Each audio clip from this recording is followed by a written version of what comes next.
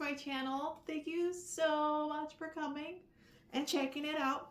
Today I wanted to go over my experience with pop-ups. I'm trying to keep it out of camera, but I definitely have my note page. So bear with me, because if I were to just I'm already doing it. If I were to just go off the top of my head, I will ramble on for more than an hour. You and I both don't want that. So, it's what we got to do, and we're doing it together. Thank you for being patient. So, I wanted to go over my experience with booth pop-ups, like at venues and things like that, and just give you some insight on what I've learned are best practices, what my income is after paying the fee and everything, how I best interact with people. So take some notes, take what you want, leave what you don't want, and I hope you enjoy. So first things first, there's always festivals happening, either in your town or the town next to you, or even 3 towns away. If it's more than a 30-minute drive, maybe consider if it's worth it or not. To me, I found out that it is worth it. Definitely make sure your calendar allows for it, but I would recommend just researching festivals around you. And all you have to do is, if you find a festival, email the number or the email on the flyer. There's gonna be a contact somewhere, and just ask them if they're taking applicants for booth rentals. That's all you gotta do. And they'll email you. 9 times out of 10, they are. And if they aren't, that's okay, because there's so many pop-ups happening that you're gonna be okay. I have 4 booths, venue festivals happening within the month. So, it's really nice to consider the amount to pay to be in there versus the profit that you get out of it.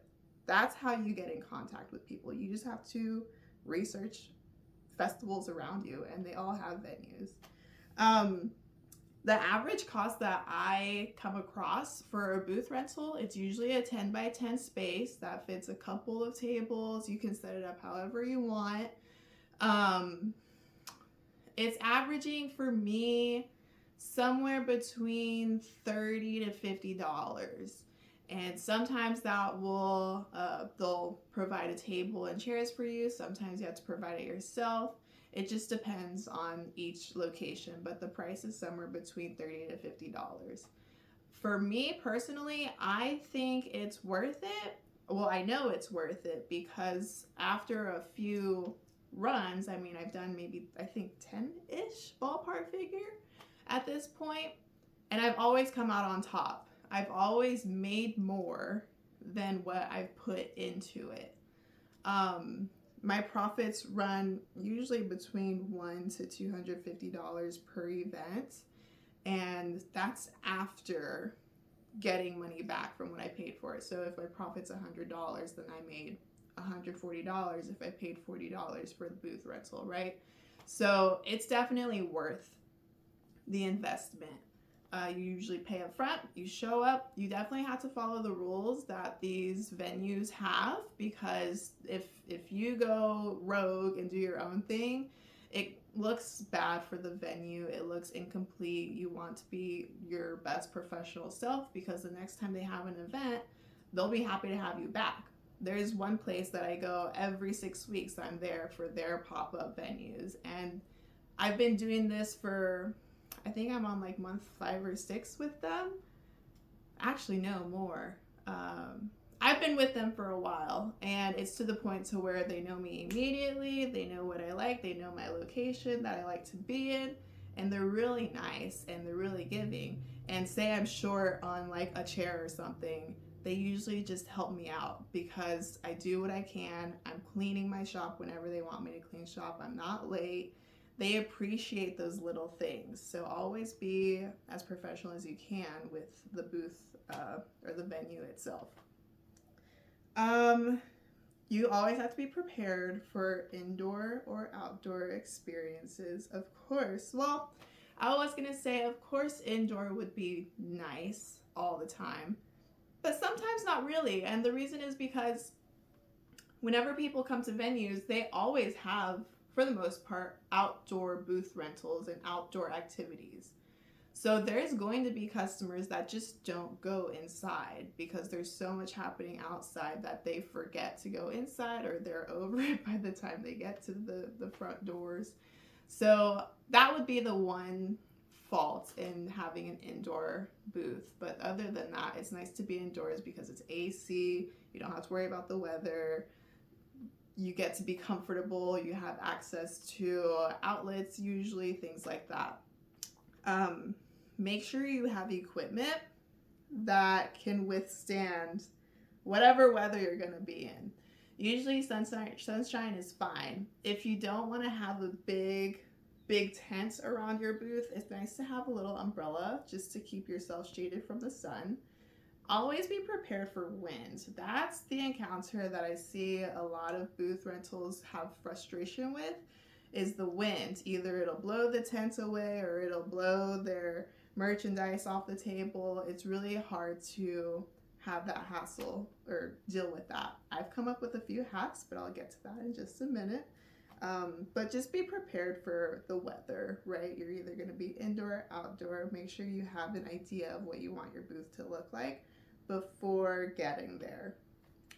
I would say once you have your booth set up, have things eye level. If you're an artist in the sense of like painting and selling pictures that you've made, you don't really want things like on the table. I mean, you can have some things on the table, but you want things eye level, and that will really stand out.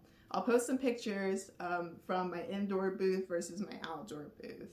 And both times I have something eye level to where people don't have to look down and pin pick through, because you have to know like the attention span of a shopper or a customer. It's pretty easy pickings. They want to see what's easily available and they don't want to go through every little thing. They're just going to skim because they don't want the pressure of looking too invested and having to buy something from you, but you want something to catch their eye. So have things eye level. If I have an indoor booth, I have these huge things that I made with my husband that holds my art as if I'm in a gallery. If I'm outdoors, I have a hanger rack. I saw this from another artist and I thought it was genius. I have a hanger rack and I hold on my, I have it right here. I put my pictures on this and it just hangs. And a couple of things I noticed is that no matter how windy it is, it's never, ever gonna fly away. Trust me, I was out on a very windy day and these never fell. They stood true and it made me so happy. And also, I've learned marketing tricks or seller tricks in whenever people are moving hangers on a hanging rack, their mind is tricked into being a buyer, because you go buy clothes and what are you doing? You go and buy accessories and you're doing the same thing. It's the motion that your brain gets stuck into this, oh, okay, we're gonna get something. So these for me are like gold because they start going through your prints and they're already, you can tell they're like pulling it out and they're looking at it as if they would a t-shirt, and it's awesome. So I recommend getting something set up like that, and I have some pictures for you that I can share. I would say a big advice that people, I've noticed every festival I go to, people who are selling, they're sitting down at their booth. They're leaning back, their legs are crossed, they're on their phone, they're doing all these things in their own world, but they're not standing up and they're not waiting for people to come to them. And I've noticed that if you're standing and you're making eye contact, and you don't have to like call them over, because then that's kind of, if you want to, you can, but I personally don't want to make people feel like they have to come over.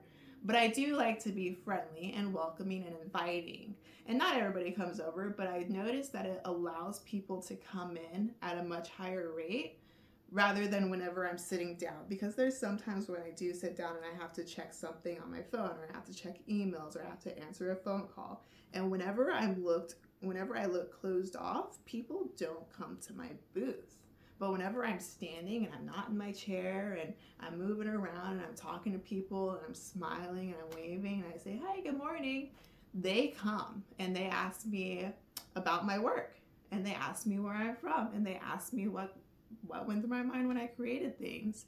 And it builds an authentic conversation to pique their interest. And that has created a higher success rate for myself rather than just sitting and doing nothing. So definitely, that's a big tip.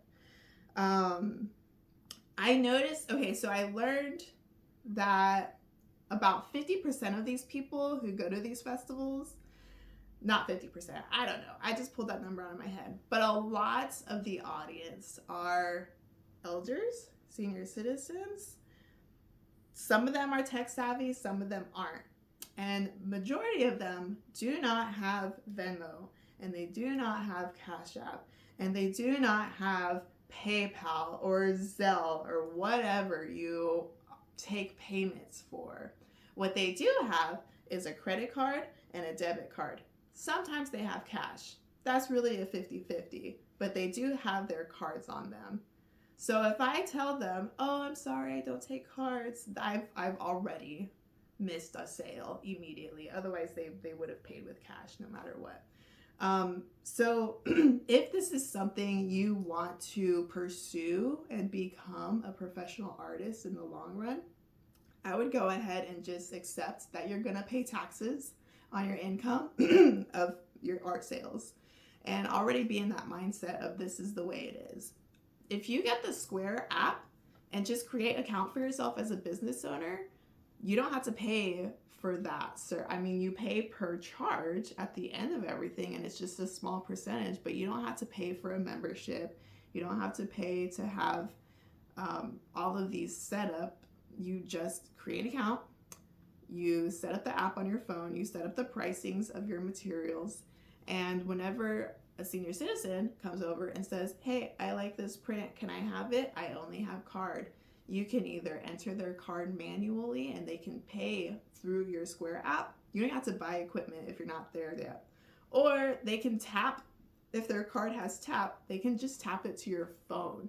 It's so awesome whenever I learned this, because all of the people who don't have Venmo and Cash App and you're not stopping and setting this all up per purchase, you just have to either tap their card, and worst case scenario, you manually enter their card number until you can save up to buy a card reader. But the services of the program is free, and you can cash out that day. You can wait till the end of the week. I'm not sponsored, but the Square Pay is awesome. Don't forget to just have fun. That's my last thing.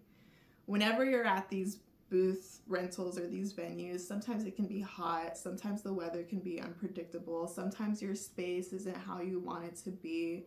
Don't let that destroy your whole event. It's gonna be the way it is. Everything's awkward all the time. Make the best of it. Have a smile on your face. You have a good opportunity to be there. Worst case scenario, you only sell 2 things and you make even with what you paid to be there. I'd be surprised if you don't sell anything, right? And if you make 1 or 2 sales and you were just there and you made no profit technically, well, you had a good day. What were you going to do otherwise? Be at home and be bored and sit on your couch?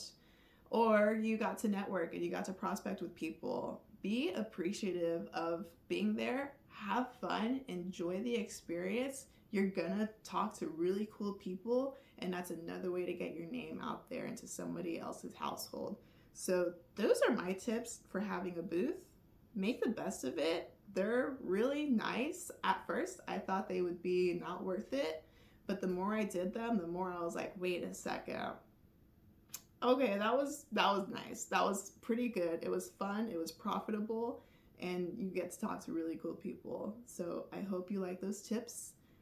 Check out my website. I have a link below. Subscribe, please. Like my channel. and let me know if there's anything you want to learn about, and I'll make a video about it. Thanks, guys.